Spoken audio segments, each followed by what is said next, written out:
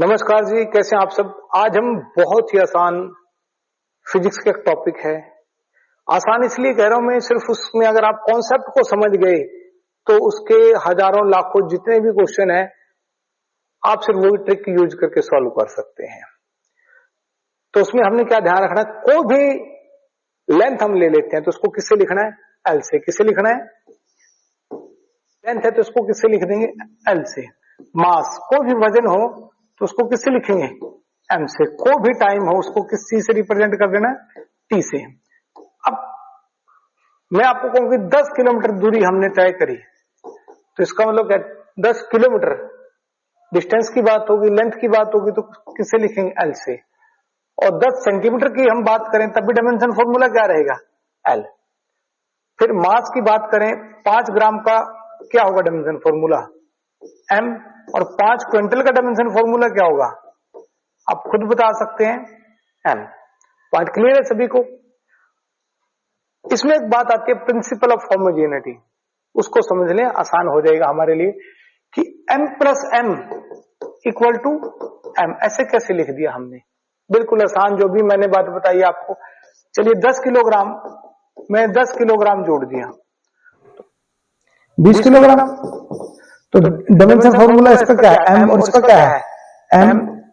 तो इसका dimension formula क्या है, 20 किलोग्राम का, एम। क्लियर होगी बात सभी को। तो M plus M equal to M. इसी तरीके से एम माइनस एम क्या लिख सकते हैं, एम। ऐसे टी प्लस टी किसके इक्वल आ जाएगा, ये मैग्नीट्यूड के ऊपर डिपेंड नहीं करता, टी के। और एल प्लस एल किसके इक्वल हो जाएगा, एल के। एल माइनस एल किसके इक्वल होगा, एल के। और इसी तरीके से टी माइनस टी किसके इक्वल होगा, टी के। अच्छा 10 टी है तो 10 टी किसके इक्वल होगा, टी के। समझ गए सभी बात। अगला इसी को मैं लिख दूं, 3/5 एल किसके इक्वल होगा, एल के। हमें सिर्फ उसके नेचर की बात करें, उसके मैग्नीट्यूड की बात नहीं करें। ये लिमिटेशन भी है डायमेंशन फॉर्मूले की, जब हम थोड़ा सा आगे पढ़ेंगे इसको। तो डायमेंशन फॉर्मूले देखिए, जैसे हमारे पास डिस्टेंस है तो डिस्टेंस का डायमेंशन फॉर्मूला क्या है, एल। डिस्प्लेसमेंट, डिस्प्लेसमेंट का डायमेंशन फॉर्मूला क्या है, डिस्प्लेसमेंट होता क्या है, शॉर्टेस्ट डिस्टेंस बिटवीन 2 पॉइंट्स। हम ए से बी के जो टोटल पाथ कवर किया इसको क्या बोलते हैं, डिस्टेंस। और जो डॉटेड पाथ में रिप्रेजेंट कर रहा हूं स्ट्रेट, इसको क्या बोलते हैं, डिस्प्लेसमेंट। तो ये भी एक टाइप की दूरी है, इसको किसे लिखेंगे, एल से। मास का डायमेंशन फॉर्मूला क्या आ गया, एम। अभी हम बात कर चुके थे। टाइम का डायमेंशन फॉर्मूला क्या होगा, टी। अब अगले इसमें हम बात करते हैं 5 नंबर में, स्पीड का फॉर्मूला। स्पीड का फॉर्मूला क्या होता है, डिस्टेंस अपॉन टाइम।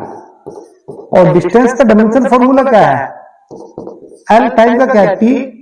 तो एल टी माइनस 1। इसी तरीके से वेलोसिटी की बात अगर हम करें तो वेलोसिटी क्या होगा, डिस्प्लेसमेंट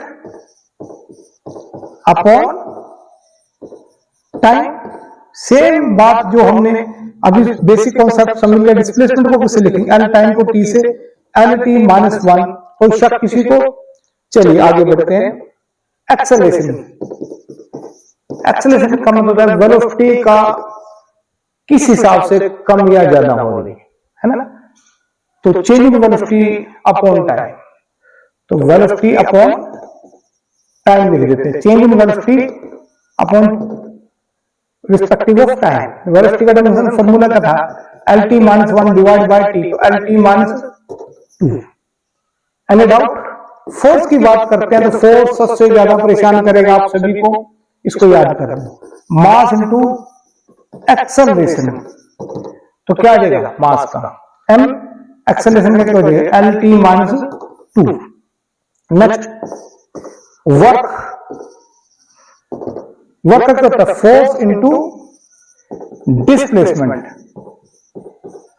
फोर्स इनटू डिस्प्लेसमेंट, तो फोर्स का क्या है, M L T minus 2। Displacement का क्या है, L M L square T square inverse. Next pressure, force upon area. Force का डायमेंशन फॉर्मूला क्या है, ML T-2 divide by area का क्या है L square, length into breadth. ये भी मैं आपको करके भी बता देता हूँ, ये आ जाएगा। ये सिंपल मैथमेटिक्स है, ये आपने प्रीवियस क्लासेस में कर रखा होगा। एरिया नई एक बात आई थी, तो एरिया क्या हो जाएगा लेंथ इंटू ब्रेड्थ। तो डायमेंशन फॉर्मूला क्या होगा L into L L square.